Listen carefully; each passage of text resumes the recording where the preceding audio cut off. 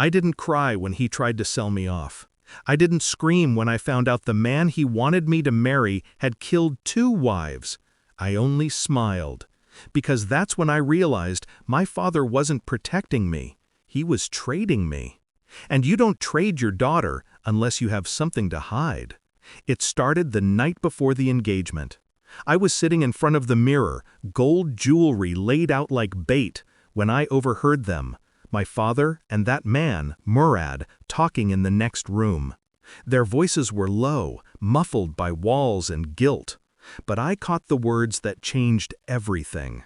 Once the papers are signed, her inheritance will be ours. Inheritance. The word sliced through me like a knife. My mother's property, the land she left me before she died. My father had always said it was too much responsibility for a girl. I believed him, like a fool. I didn't confront him that night. No, I waited. I smiled at the engagement, posed for photos, served tea, played the obedient daughter one last time. But inside, I started digging. At first it was small things, old bank statements in his drawer, property documents hidden under his bed. Then, the photos. My mother, bruised. My mother, crying. My mother, gone. And I found her, the woman who used to work for us. She told me the truth my father buried, that my mother didn't die of heart failure. She died after my father pushed her down the stairs. She said she was there. She heard the fall. She saw the blood. But my father paid her silence in cash and threats. That's when I stopped being his daughter and became his reckoning. I didn't scream. I didn't run. I planned. For months, I documented everything: bank fraud, fake property deals, tax evasion, and those donations he made to buy official silence. I gathered witnesses, receipts, voice recordings. I sent anonymous letters to journalists, to the police, to the ministry. And on the morning of the wedding, while the guests were still arriving, the police came instead. He didn't look at me when they cuffed him, but I looked straight at him and said, "You wanted to sell me for land. Now, you'll sell your pride for mercy." For 2 years, I didn't hear from him. Not until last week. He showed up at my doorstep, thinner, older, eyes hollow, but still venomous. "My daughter," he said, voice trembling, "you've lost your mind. You're not well. Come home." He came with 2 men from a clinic, said he was there to take me somewhere safe. Safe. That's what he called control. I almost laughed.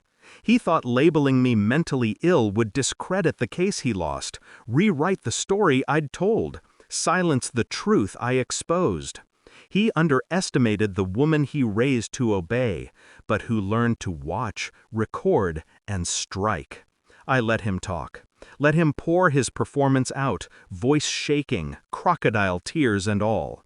When he finished, I opened my phone and pressed play. His voice filled the room, the old recordings I'd kept, the one where he said, "No one will ever believe her. She's just a girl." The 2 men looked at each other, confused, hesitant. I slid a file across the table, legal papers proving he was under restraining order, his parole already violated. Then I smiled. "You shouldn't have come, Father." The police arrived 10 minutes later. I didn't even have to call. My lawyer was watching from a car across the street. He looked at me one last time as they led him away, eyes full of rage and disbelief. He still thought I'd forgive him, that somewhere inside me, the little girl who used to beg for his approval still existed. She doesn't. I buried her with my mother. After they took him, I sat on the floor and exhaled. For the first time in years, silence didn't feel dangerous. He tried to rewrite my story. He tried to brand me crazy, like every man who fears a woman with evidence. But madness is doing the same thing twice and expecting the world to stay quiet. He should have learned that the first time he killed for silence. Now his voice will live forever, on record, in court files, in news headlines. And mine will live longer. People ask if I regret it, if I wish I'd walked away instead of destroying him.